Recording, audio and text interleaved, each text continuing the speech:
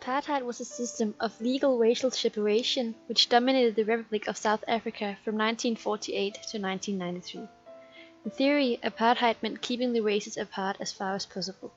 This meant a whole series of new laws based on racial prejudice and discrimination against the Africans.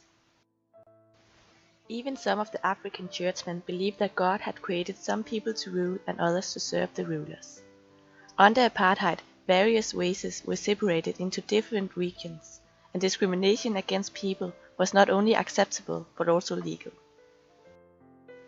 Whites had better houses, jobs, education and political power, and when the whites wanted an area where the Africans lived, they sent in soldiers and bulldozers and took it over. In over 30 years, over 3 million Africans, colorists, Indians and Asians lost their homes this way. They were forced into poorer areas, sometimes even into the desert. South Africa was heavily criticized for the system, but it was not until 1991 that the system started to be broken down. It stopped completely in 1994 when Nelson Mandela was elected as a president by the South African people.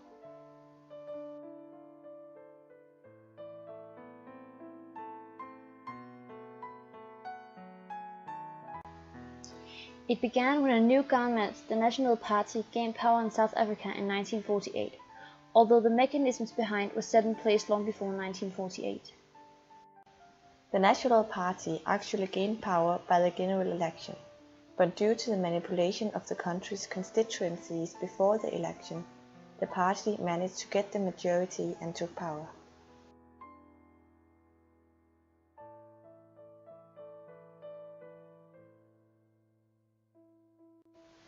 There was 1950 different apartheid laws.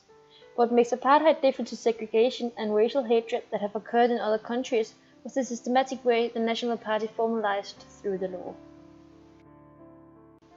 In 1950, the government had banned marriage between whites and people of other races.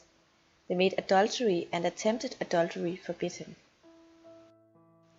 They also began to classify the people in South Africa into black Africans, colorists and whites. Later the fourth category, Asians, were added. In some cases, the legislation split families apart. The parents could be classified as white, while the children could be classified as colored. The different categories should be separated in public areas such as buses. Commonly known as the pass laws, the black people had to carry identification with them at all times.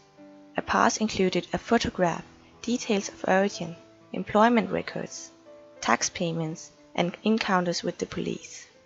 It was criminal to be unable to show your pass when the police required you to do so. No black people could leave a rural area for a city without permission from the local authorities. It was illegal for blacks to do a strike action. Forced segregation in all public amenities, public buildings and public transport with the aim of eliminating contact between whites and other races. Europeans only and non-Europeans only signs were. The Extension University Education Act put an end to the black students attending to white universities, which was mainly the universities in Cape Town and Witwatersrand.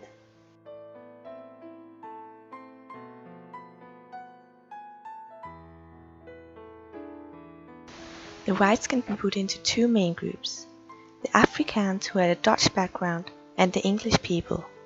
Whites with a Dutch background constitute 60% of the whites. The Afrikaans were the first to settle in South Africa. That was in the 17th century.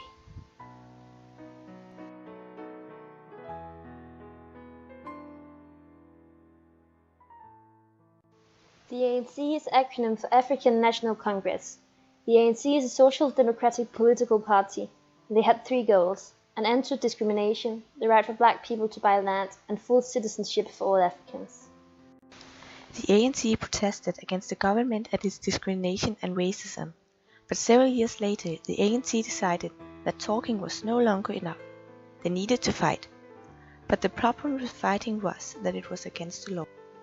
In 1952, the ANC started a peaceful defiance campaign, and for 6 months its members deliberately broke the law in order to fill jails and give publicity to their cause. Africans and Indians, even some whites, worked together and went to jail together.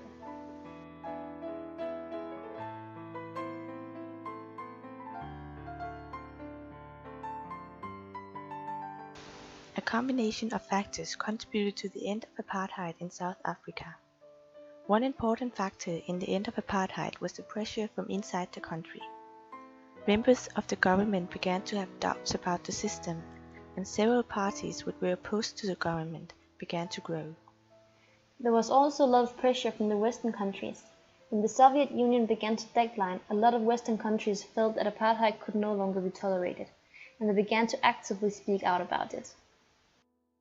South Africa also experienced immense economic pressure to the end of apartheid.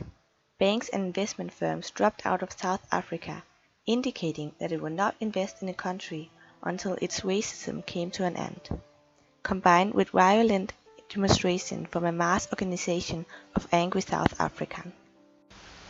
These factors doomed the system, and repeal laws started to occur in 1990. 4 years later, South Africa had a democratic election, and the last legal traces of apartheid were eliminated.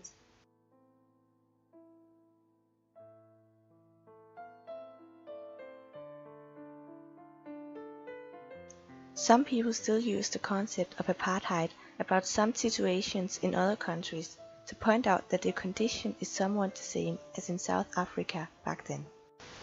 For example, people think that Israel's suppression of the Palestinians in Israel could be compared to the white treatment of the black people in South Africa.